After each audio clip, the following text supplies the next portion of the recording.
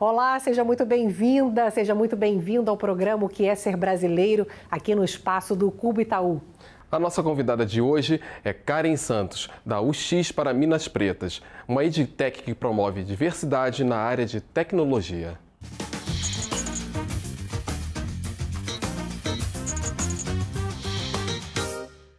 Estamos aqui com Karen Santos. Muito obrigado pela sua presença, Karen. Obrigada, Karen. Eu que agradeço. Você pode nos dizer quem é você? Sim, bom, eu sou Karen Santos, uma mulher de 31 anos, uma mulher preta, de pele retinta, de origem periférica, filha da Dona Edith, do seu Juraci, tia de duas meninas lindas, Lorena, Alicia, uma mulher de axé, do candomblé, empreendedora, uma mulher sonhadora, mas costumo dizer que eu sou uma sonhadora não ociosa, porque eu vou atrás para fazer as coisas acontecerem. Então, gosto de me resumir um pouco nesse formato. E essa coisa de você ir atrás para as coisas acontecerem, isso vem desde cedo, né, Karen, tua história, né? Sim, desde muito cedo e não por muita opção, assim, Sim. né? Por escolha, na verdade. Tive que fazer esse movimento desde a infância, né? Junto com a minha mãe.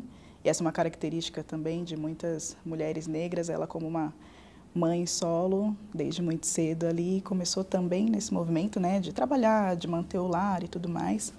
Então, desde cedinho, junto com ela, nesse caminhar, né, de se auto-manter e continuar ali junto com ela. O que você pode falar assim, sobre a sua infância? Como é que foi a sua realidade ali na sua família? O que você pode contar pra gente? Legal.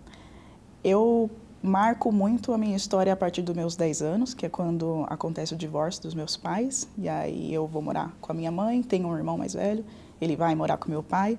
A partir daquele momento, a minha mãe, né, consegue comprar ali o seu apartamento no CDHU, na periferia de Jaraguá. E foi um momento onde a gente precisou, de fato, ser muito independente também, passar por aquele momento. Então, comecei a trabalhar muito cedo, fazer muitas atividades muito cedo. Você fazia o quê? Olha, já vendi bala de coco que ela fazia em casa. Então, até tem essa questão, né, do que é empreendedorismo por necessidade ou por oportunidade. No caso dela, era por necessidade, para mim também foi, assim, muito cedo.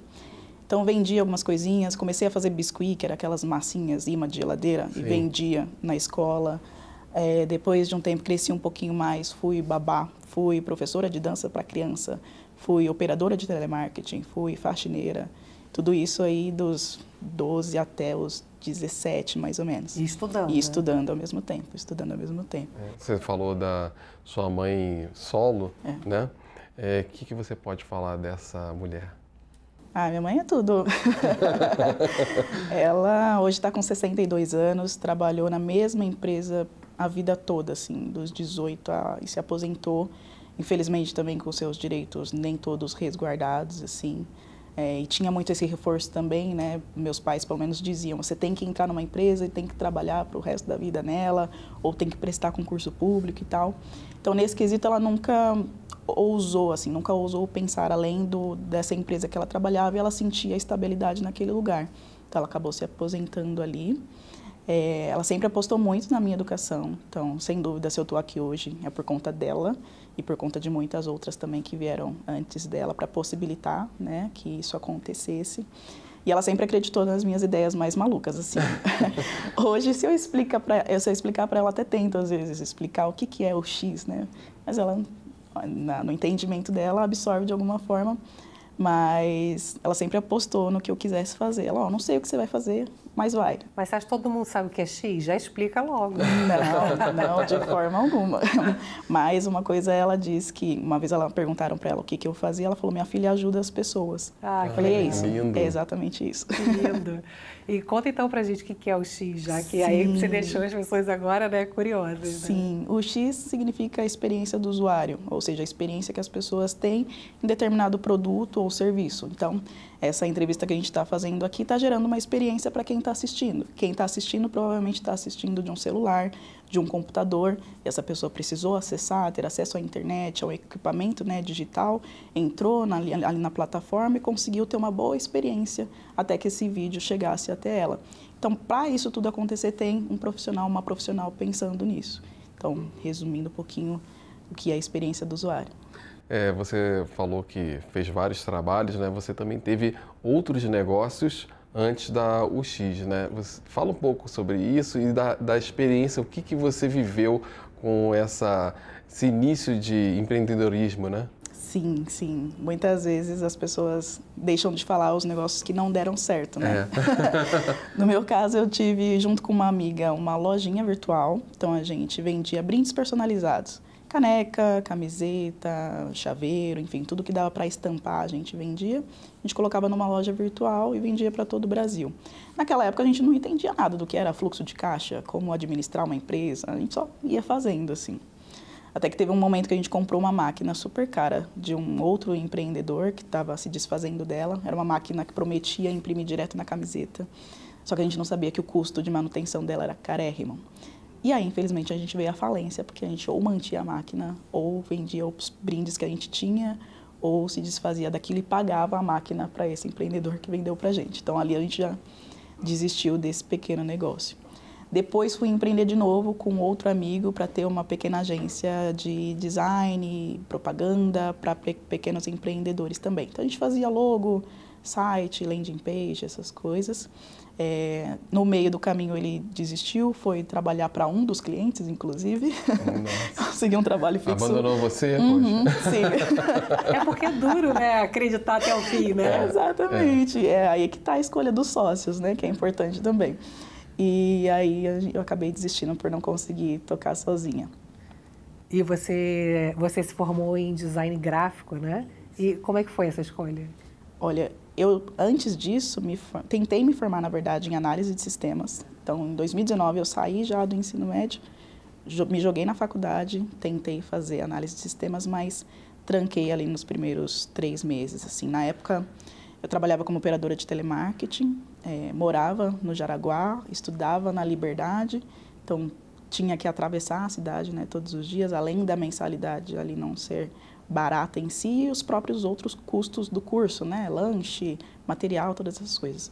Então, eu acabei trancando não só por isso, mas também por entender que ali eu já não me sentia tão representada. Era uma sala de aula onde só tinha eu de menina negra. Caramba. E aí eu olhava aquilo, ainda sem ter a minha consciência racial muito trabalhada, eu entendia que aquilo estava errado de alguma forma e não me sentia pertencente. E só tinha homem ou tinha mulher também? Tinham pouquíssimas mulheres, assim. E aí, deu uns 3 meses, eu tranquei. E aí, falei, vou dar uma pausa, né? E volto depois. E aí, volto depois de 3 anos para fazer design gráfico. Aí, consigo me formo em 2015. E aí, foi um momento bacana, não só pela formação em si, né? Porque o diploma pra gente também, nesse caso, é extremamente importante, mas porque eu sempre soube, a partir dali da minha adolescência, que eu queria trabalhar com computador, não sabia exatamente com o quê, e já no design eu consegui me encontrar. Uhum. Aí você foi trabalhar em agências de marketing? Trabalhei numa agência de marketing promocional, isso, de ações promocionais, live marketing. Como é que foi essa experiência para você? Foi muitas coisas. Desafiadora, foi legal, foi uma virada de chave também importante. Eu fiquei nessa agência durante 4 anos. Assim que eu terminei a faculdade, eu já consegui entrar nessa agência. Então, ali eu fui me desenvolvendo, colocando na prática, né, toda a teoria que eu tinha aprendido na faculdade, foi extremamente importante. Tinha um dupla, que era um outro designer, que me ensinou muitas coisas. Mas teve um determinado momento ali, em 2017, se eu não me engano, que foi onde eu tive um dos despertares, assim. Foi quando eu começo a fazer terapia. E aí, junto com a minha psicóloga, eu começo a me entender, me enxergar mais como uma mulher negra. Começo a entender quem eu era, o que eu representava, como que a minha parte externa também se locomovia. É o momento onde eu assumo o meu cabelo, onde, enfim, eu me fortaleço de várias formas. E onde eu começo a entender que aquele espaço não necessariamente me cabia mais. Então, eu já, de um lado, eu já estava me sentindo muito na zona de conforto, porque o processo de design gráfico ele é bastante repetitivo, às vezes, e também já estava sentindo alguns impactos ali do racismo, de não aceitação, de não entendimento também do meu próprio propósito, assim. Eu sentia que eu queria fazer mais coisas e aquele espaço era um pouco pequeno para isso, assim. Então, foi importante para ter, durante esses 4 anos, todas essas vivências, aprendizados, mas também uma virada de chave legal. E aí, lá em 2018 mesmo, no finalzinho do ano, eu encontrei um evento no Dia da Consciência Negra, que era numa escola de UX. E aí eu fui lá participar, tinham outros designers assim falando do porquê era importante ter diversidade dentro do desenvolvimento de experiência do usuário. Falei, isso daí é para mim. Achei. É porque você está falando de experiência do usuário, a gente tem uma sociedade muito diversa, né? E essa diversidade também tem que estar presente de que forma nesse UX? Perfeito. Hoje a gente tem muitos impactos relacionados à falta de diversidade na tecnologia como um todo, que às vezes pode parecer um erro, pode passar despercebido, mas que na verdade pode estar muito conectado com a falta de diversidade nas equipes. Por exemplo, quando uma pessoa usa um aplicativo de banco e não é reconhecida através da câmera, e aí, se eu passo esse aplicativo para uma pessoa de tom de pele mais clara e automaticamente ela é reconhecida, existe um erro ali de pesquisa de teste de usuário com pessoas com tom de pele mais escuro. Isso existia? Isso existe. Existe ainda? Existe ainda.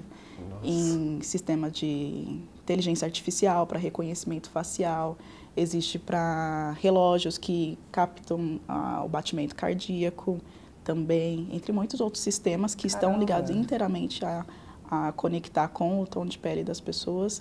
Tem o que eles consideram como erro, mas que na verdade é um erro de cobertura de dados de usuários que são diversos. A gente tem o próprio ponto de acessibilidade também, então muitos dos aplicativos que a gente utiliza hoje não são acessíveis, né? Muitas pessoas hoje com deficiência têm dificuldade de acessar os sites ou os aplicativos, porque também geralmente não são pensados para elas. A gente pensa no padrão, né? Quando a gente vai ver, são padrões e que atendem uma gama homogênea das equipes que estão compostas na empresa. Então, o seu trabalho ali foi duro, porque você teve que começar lá de trás, né? Que era se entender, como você falou, como mulher negra, e depois entender que era importante se formar um grupo para que houvesse, de fato, uma derrubada de barreiras, né? E aí, como é que foi estruturar essa troca de experiências importantes para valorizar outras pessoas como você? Sim, né? Com certeza. E surgiu muito da minha necessidade de não querer estudar sozinha, assim. Então, no início, diferente do curso de análise de sistemas, eu olhei para essa área e falei, nossa, de novo, estou entrando aqui e não estou me enxergando, não estou vendo pessoas como eu. Não quero fazer isso sozinha. Vou buscar outras mulheres para estudar junto também. E na oportunidade de fazer um curso, eu precisava ali de umas 5 mulheres para fazer junto comigo. Numa pesquisa que eu lancei para alguns grupos e tudo mais, vieram 300 de uma vez. Caramba. Então, a gente já nasceu uma comunidade, já nasceu grande, e eu, júnior, ali tendo que pegar esse propósito assim e tocar. Karen, o que é equidade para você?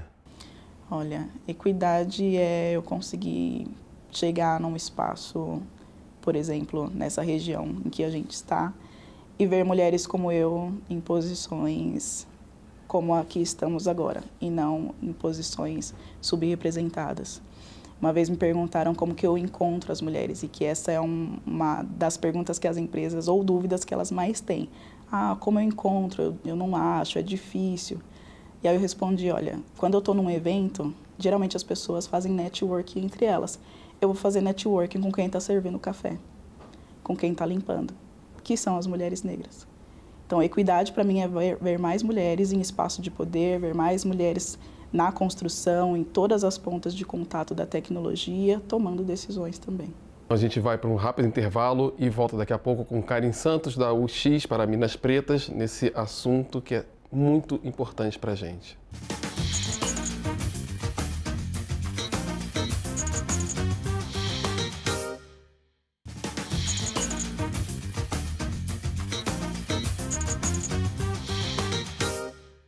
Estamos de volta com Karen Santos. Karen, o que é a UX para Minas Pretas? Legal. Hoje, a UX para Minas Pretas é uma edtech, ou seja, uma startup que tem como foco ser uma escola de tecnologia para as mulheres negras. Então, a gente capacita essas mulheres, conecta, profissionaliza, para que elas entrem no mercado digital. A gente faz isso através de capacitação, então através dos nossos cursos e também de outros parceiros educacionais do mercado, trazendo empresas também para fomentar esses cursos. Então, elas não têm custo pelo curso em si, e sim as empresas que arcam com esse valor. A parte de empregabilidade, onde a gente conecta as mulheres a essas empresas também. Então, as empresas que estão conectadas com o nosso propósito, que entendem a importância da diversidade, da equidade, da inclusão, chegam para a gente com essas oportunidades de vaga e a gente faz todo o processo seletivo ou divulga no nosso banco de dados para que elas se candidatem.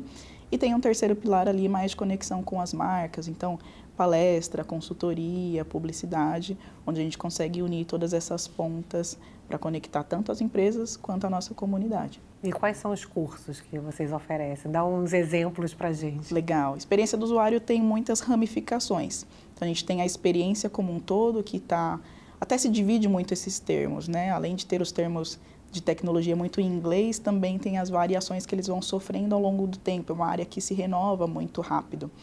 Então, a experiência do usuário está muito junto com um designer de produto, que é alguém que vai pensar nessa experiência de ponta a ponta. Então, num time de tecnologia, é alguém que vai fazer pesquisa com as pessoas, é alguém que vai olhar a empresa como um todo, entender quais são as metas e dificuldades que essa empresa tem para solucionar naquele produto digital. É alguém que vai estar em constante interação com o desenvolvedor, desenvolvedora, com alguém de marketing, com alguém de produto também. Então, a pessoa de experiência do usuário ou designer de produto. Dentro disso, a gente tem alguém que pensa só no visual, por exemplo, que é UI designer. Então, alguém que vai pensar mais no layout, né, nas telas daquele aplicativo, vai deixar aquilo bonito, vai deixar aquilo com a usabilidade boa também, fazendo funcionar muito bem. Vocês continuam com a comunidade, não é isso? Sim. E quantas mulheres assim vocês já passaram pelo projeto, né? Hoje a gente tem mais de 2.000 mulheres em todo o Brasil, mulheres de 18 até 58 anos. E isso é muito bacana, né? Porque uma das primeiras dúvidas que elas chegam pra gente é: mas eu não sei trabalhar com tecnologia, é muito difícil. E aí a gente coloca sempre a tecnologia nesse lugar, né? De código, de ser uma coisa muito robusta. Matemática, isso, né? Exatamente.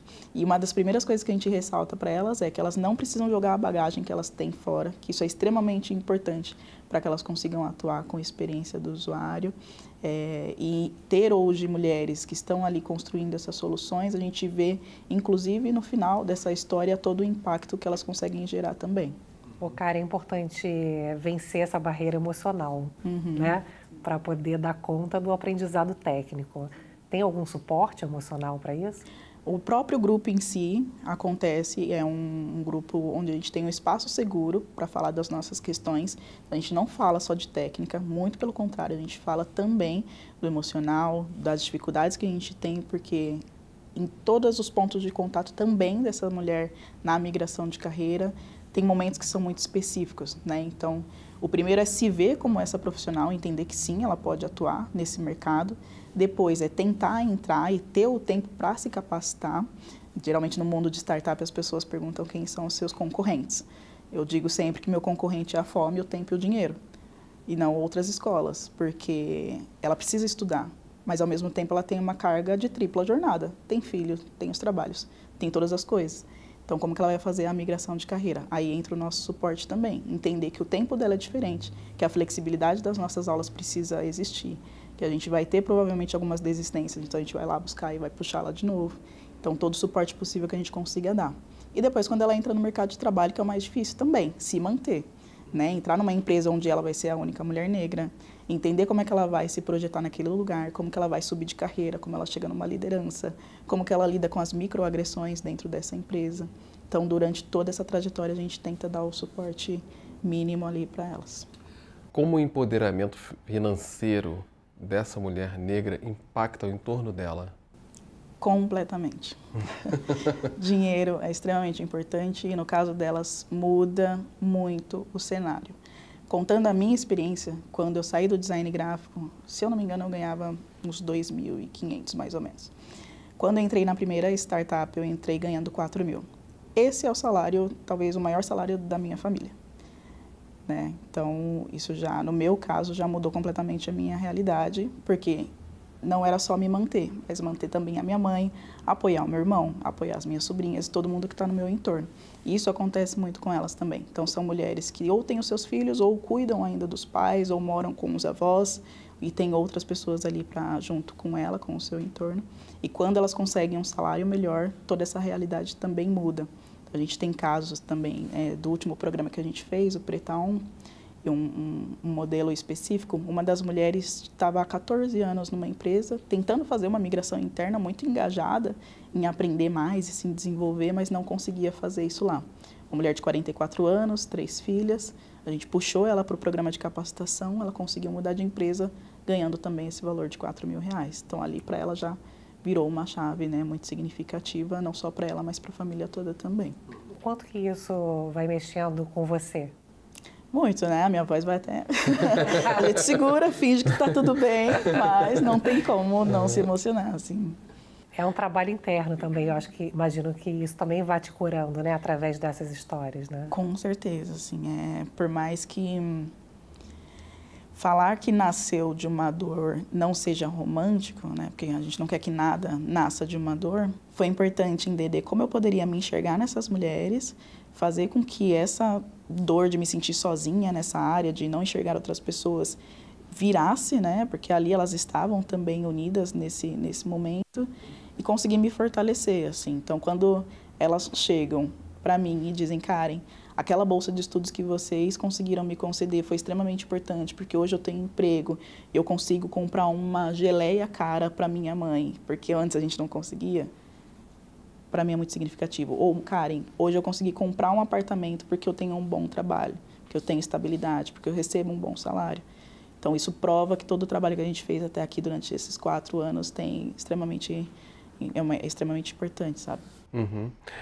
Vocês já receberam prêmios nacionais, internacionais. Aliás, vocês estão presentes no quase todo o Brasil, né? Inclusive fora do Brasil. O que significa para você quando você olha, né, a sua trajetória e olha essa proporção que tomou? O que significa? Eu acho que significa legado. Olhar, por exemplo, para as minhas 2 sobrinhas, que são 2 meninas negras, a mais velha de 11 anos, inclusive me ensina a jogar Free Fire. Que é um jogo, é um jogo.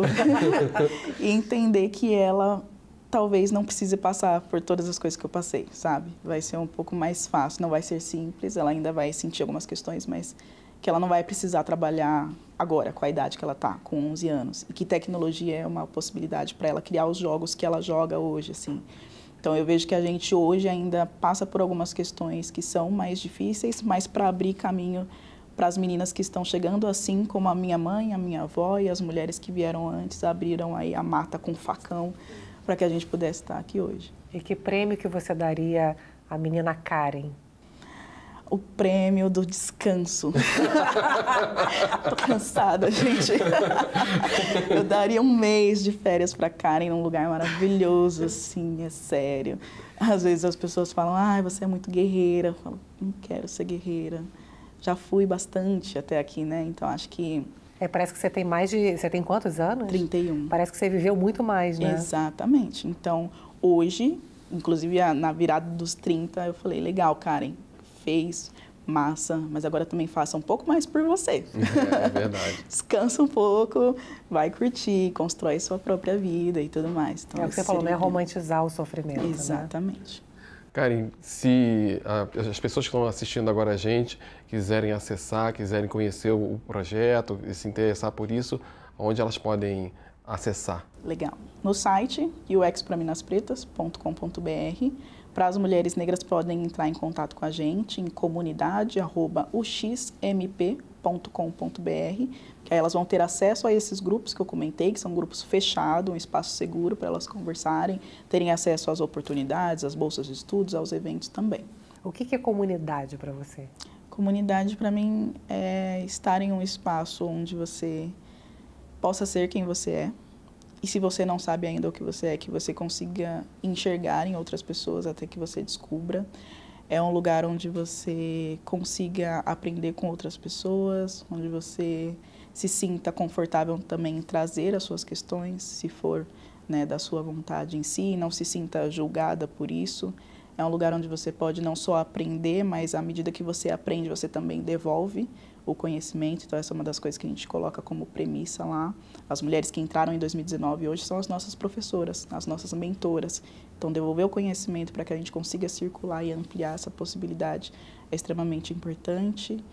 E comunidade é construção, de novo, legado, é contar essa história, colocar para frente e manter a gente também se colocando no lugar de protagonistas, né, dessas histórias.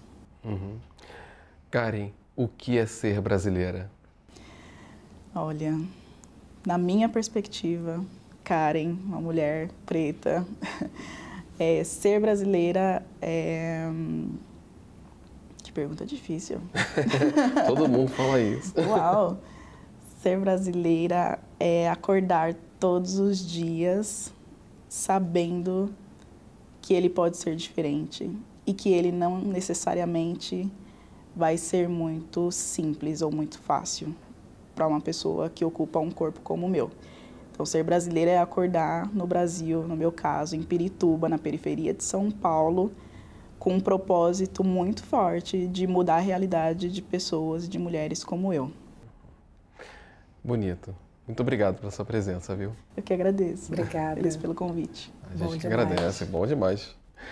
Bom demais. A gente vai se despedindo, agradecendo ao Cubo Itaú, agradecendo a você por estar aqui toda semana com a gente. A gente se vê. Tchau.